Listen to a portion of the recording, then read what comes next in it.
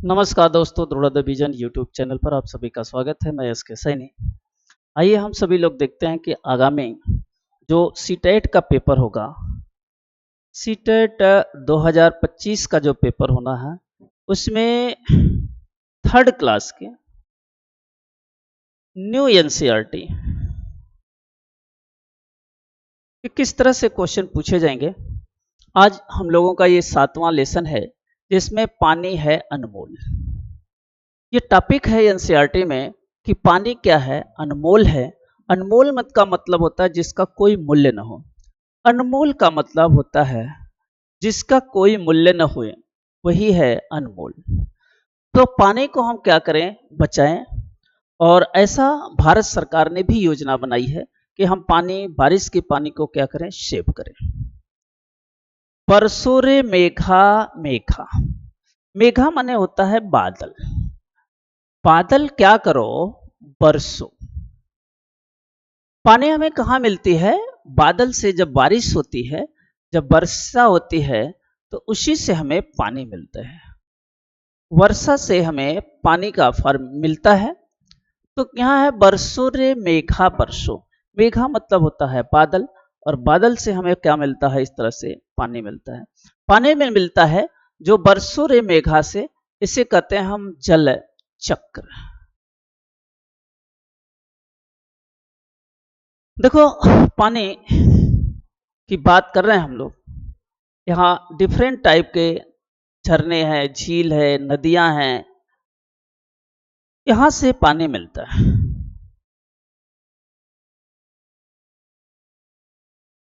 एक स्टेटमेंट है ST Coleridge का, एक है एसटी कोलरिज।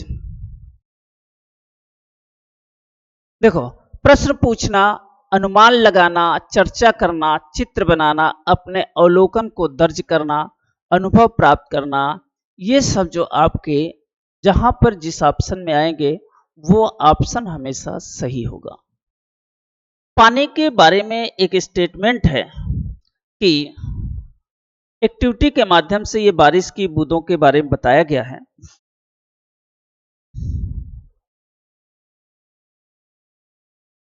क्या आपको लगता है कि आज कल फिर बारिश होगी? आपको ऐसा क्यों लगता है? क्या बारिश आपके क्षेत्र में हुई, आसपास हुई? अनुमान लगाइए। बारिश से जुड़े कुछ गीत भी गाइए। बारिश के पानी का क्या हुआ? ठीक है, बारिश हुई तब बहुत सा पानी धरती पर गिरा। आइए पता करें कि वह सारा पानी कहाँ गया। जो ये बारिश का पानी होता है, वो अलग अलग तरह की सतहों पर वर्षा का पानी गिर रहा है। अलग अलग सतहों पर इस पानी का क्या होगा? बारिश का पानी मिट्टी में चला गया और यह गड्ढों में इकट्ठा हो गया।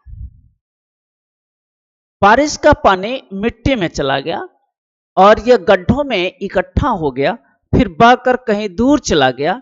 क्या आप कभी देखा है किसी छोटी सी धारा या नदी में जाकर मिल जाती? पानी में जो बारिश होता है, वो एक जगह एकत्रित हो जाता है, या वो पानी जो क्या होता है, कहीं दूर नदी नालों और में बह के चला जाता है। भारत सरकार ने कहा है कि जो ये बारिश का पानी है, इसको एक जगह कलेक्ट किया जाए। ये जो वर्षा का पानी है, इसे हम क्या करें, इस कलेक्ट करें और इसका हम उपयोग कर सकते हैं। क्योंकि पृथ्वी पर पानी बहुत कम है।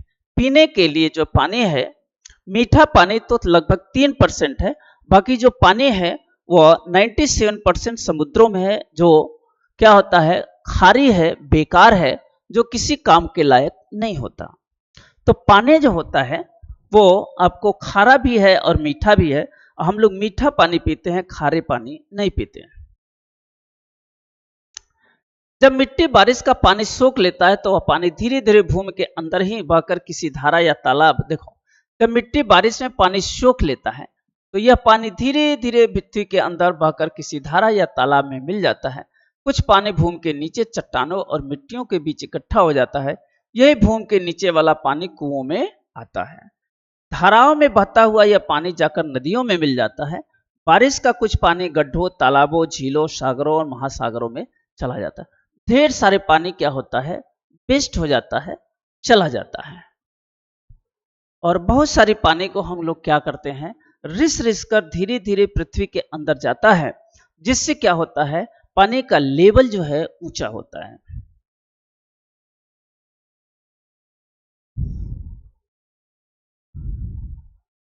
धारा, नदी, तालाब, झील, उसका नाम उसके बाद ढेर सारे हैं। यहाँ पे पानी है अनमोल। पानी हमें आसमान से मिलने वाला एक अनमोल उपहार है। यह उपहार हमारे घरों में अलग अलग तरीकों से पहुंचता है। इस उपहार की देखरेख कैसे करते हैं, इसका भंडारण कैसे करते हैं, हम इसे पानी करते हैं, आइए इसका पता लगे। सूर्य और बरखा को अधिकतर अपने घर में नलों से ही पानी मिलता है। विद्यालय में भी उन्हें नलों से ही पानी मिलता है। इन सभी नलों में पानी पाइपों द्वारा पहुंचता है। इन पाइपों में पानी कहां से आता है? सूर्य और बरखा ने पाइपों के रास्ते को ध्यान में देखा। उन्हें पता चला कि छत पर एक टंकी है। अब वहां से जानने को उत्सुक हो गए कि पानी इसमें कहां से आता है। ठीक है, छत पर वहां टंकी लगी है, वहां से क्या होता है, टोटी में पानी आ जाता है। जल चक्र के बारे में बच्चों को कक्षा 4 में बताया जाएगा, लेकिन वाटर साइकिल अभी बच्चों को केवल यही बताना है कि सतहों पर बारिश का पानी सूरज की गर्मी से सूख जाता है। बरसात का वह पानी जिसे मिट्टी सोख लेता है बहुत महत्वपूर्ण होता है, क्योंकि हमारे पानी के स्रोत को फिर से भर देता है, पेड़ पौधों को बढ़ने में सहायता। देखो जल चक्र क्या है, जो आप अगली कक्षा में पढ़ेंगे। वाटर साइकिल, जल चक्र। जल चक्र में क्या होता है, इधर नदी है, झील है, झरने हैं, महासागर है,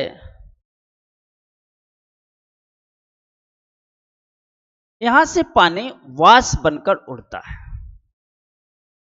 यह पानी जो है इवापोरेट होकर उड़ता है, वाष्प बनकर उड़ता है, और ऊपर जाने पर यहां पे कंडेंसेशन होता है, संघनन होता है। यहां पे क्या होता है, संघनन होता है। संघनन मतलब ठंडा होना। और फिर ये बूंदें क्या होती हैं, बारिश के रूप में नीचे जाती हैं, फिर ये वर्षा के रूप में पृथ्वी पर आ जाती हैं, फिर इवापोरेट होता रहता है। इसी को कहते हैं जल चक्र। तो जल चक्र यह एक प्रकार की सिस्टम है जिसमें क्या होता है, जल वाष्प सूर्य के द्वारा वाष्प बनकर ऊपर जाता है, संघनित होता है, फिर बारिश होता है, फिर पानी से नदी नालों में चला जाता है। इसी को हम कहते हैं जल चक्र, वाटर साइकिल।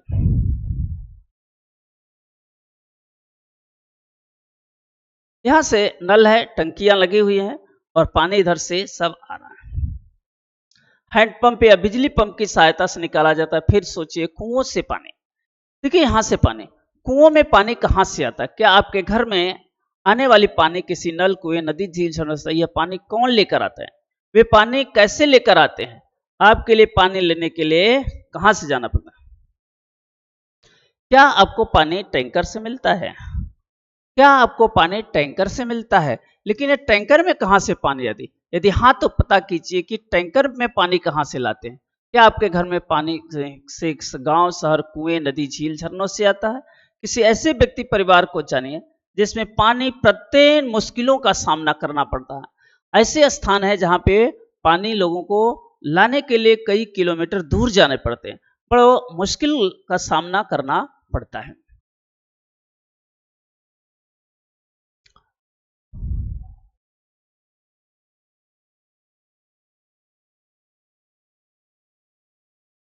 देखो सूर्य और बरखा के साथ एक दिन ऐसा हुआ, हम लोगों के साथ भी जनरली ऐसा होता है।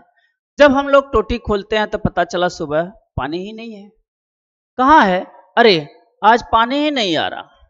ठीक है, ये गैस सिलेंडर जो आपके है, ओ नहीं, हमने 2 बाल्टी पानी बचा कर रखा। हमने ये 2 बाल्टी पानी बचा कर रखा हुआ है और इसका हम यूज करें। पानी के लिए सावधान। ठीक है, पेपर में आया आज सोसाइटी की पाइपलाइन फट गई है, पानी के लिए सभी लोग सोच सावधान हो जाइए। ऐसा बड़ी बड़ी जगह पर प्रचार किया जाता है। अब पानी को तब भी भरकर रखते थे जब हम ये पता लगाएं कि पानी हर समय नहीं आएगा। कुछ स्थानों पर लोगों को नलों और पाइपों में अपने घरों में पानी नहीं मिलता, उन्हें किसी नदी या कुओं से पानी लाना पड़ता है।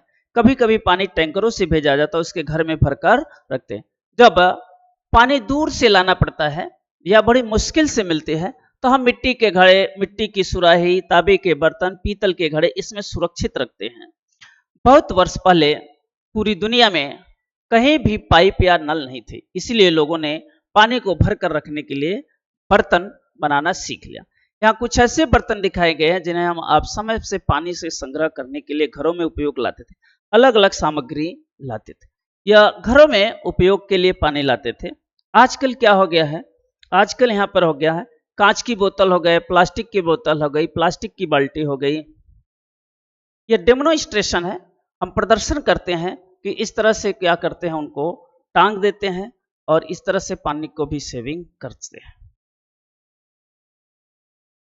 इस तरह से पानी को सेविंग करते रहते हैं।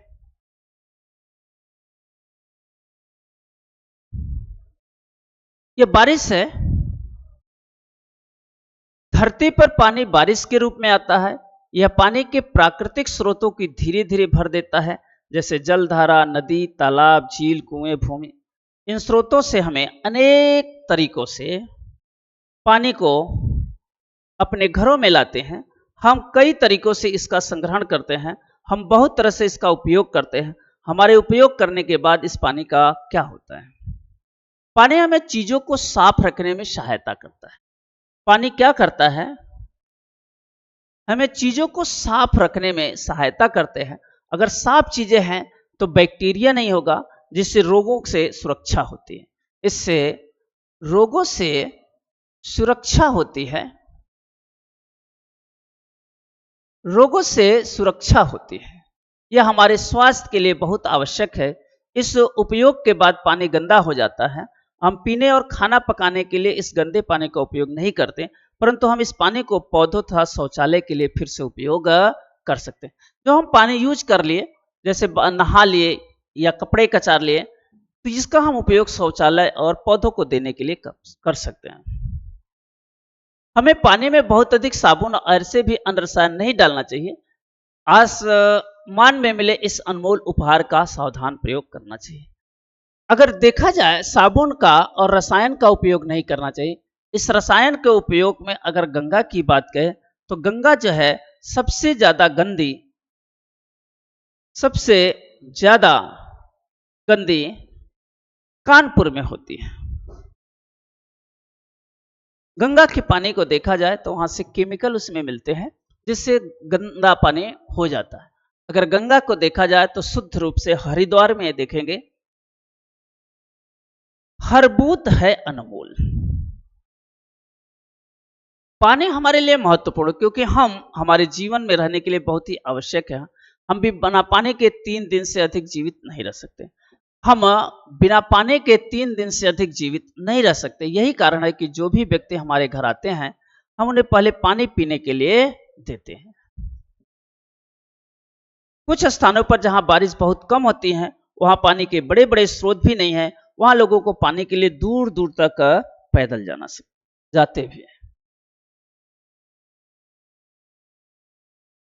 जो भी आपके घर आए, निःशुल्क पीने का पानी देख रहे हैं। गर्मी का सीजन है, लोग जो है प्याऊ लगाए हुए हैं। जो क्या होता है, निःशुल्क पीने का पानी है। निःशुल्क पीने का पानी है, जिससे किसी भी प्यासे व्यक्ति को पानी मिल सके। यह विशेष रूप से गर्मी के मौसम में किया जाता है। बहुत सी जगहों पर इस तरह से पौसरे चला दिए जाते हैं, पानी पिला दिए जाते हैं, जिससे क्या होता है कि यहाँ पे जानवरों को पीने के लिए पानी यहाँ रखा गया है। पक्षियों के नहाने और पीने के लिए पानी ऐसे जनरली सभी लोग रख देते हैं। गर्मियों के मौसम में एक पात्र में इसको रख देते हैं।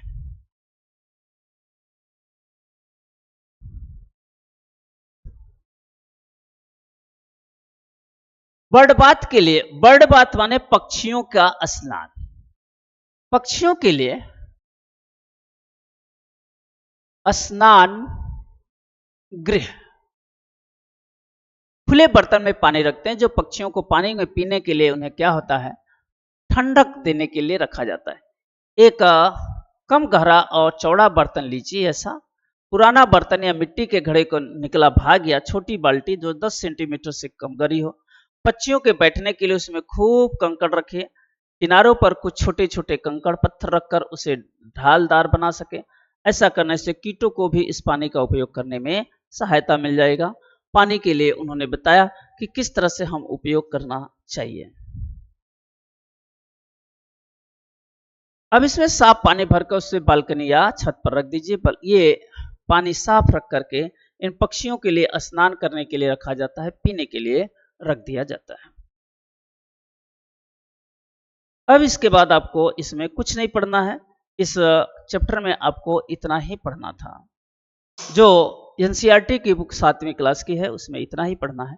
फिर जो है दूसरे नए 8वें चैप्टर के साथ 9वें चैप्टर, 10वीं, 12 चैप्टर है, सब आपको धीरे धीरे पढ़ा दिया जाएगा। तब तक के लिए चलते हैं। सभी लोगों को धन्यवाद।